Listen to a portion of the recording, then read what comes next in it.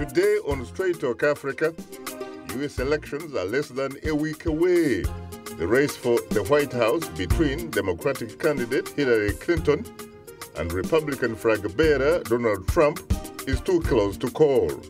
The next occupant of the White House needs the magic number of 270 electoral votes.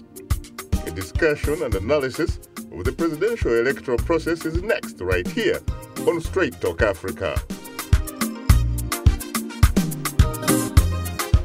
Hello, welcome to Straight Talk Africa, live from the Voice of America studios here in Washington. I am Shaka Sali. And hello to you, Shaka, and hello to all our viewers and listeners on the continent and elsewhere. I'm Mariama Diallo, your social media reporter. Today, it's a discussion on the U.S. presidential electoral process. Well, we have an exciting hour ahead. Coming up later in our STA Inbox, we'll share your thoughts on what you think about the election process. We'll do it through your emails, tweets, and Facebook comments.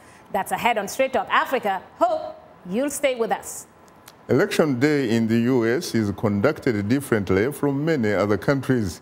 For example, each of the 50 states runs election day by its own set of rules. VOA's Jeffrey Young explains. Early voting in some U.S. states has begun. This year, Election Day is officially November 8th. In each of the 50 states and in the District of Columbia, there are political offices to fill, ballot questions to resolve, and just like 4 years ago, the choice to make of whom to send to the White House.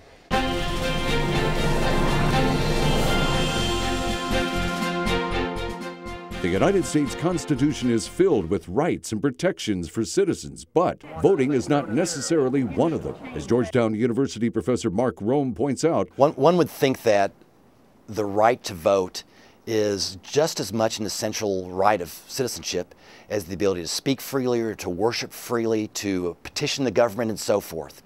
But it's not.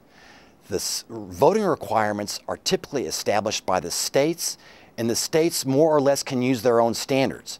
The minimum voting age of 18 is set by U.S. federal law, but Rome says otherwise there is very little uniformity.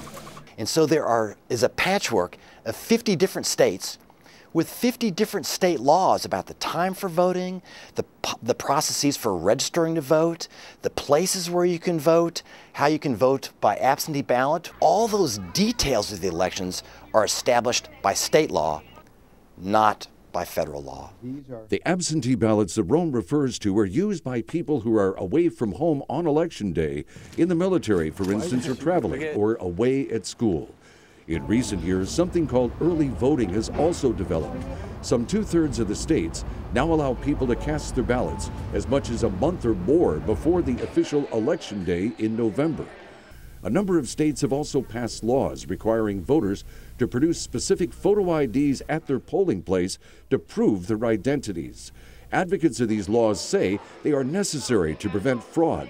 Opponents say such fraud is too statistically small to be a problem and charge the laws are meant to suppress voting. And there's another way that a U.S. presidential election is really some 50 separate contests. According to the Constitution, people voting for president are actually selecting 538 people called electors on a state-by-state basis. And it's these people who officially determine who becomes president.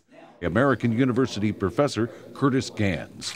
Those electors are in number the congressional delegation in each state, 2 for the Senate and however many representatives, and they are elected by winner-take-all vote in the states. George Mason University professor Dennis Johnson. The most important number is 270, and that's the number of electors that will get you over the top. And any combination of states that has 270, that's the magic number that you're really looking for.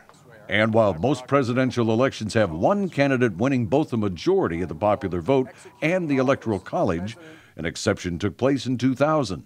Democrat Al Gore won the national popular vote by more than 500,000 ballots and had clear control of 266 Electoral College votes.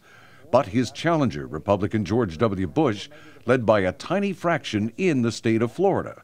Gore demanded a partial recount, which Bush challenged all the way to the Supreme Court. More than a month after the election, the court sided with Bush, effectively awarding him Florida's 25 electoral votes and the White House. Johnson says the Electoral College is why candidates spend most of their time in a handful of so-called battleground states, the ones they believe will give them that winning total of 270 electoral votes. Jeffrey Young, VOA News.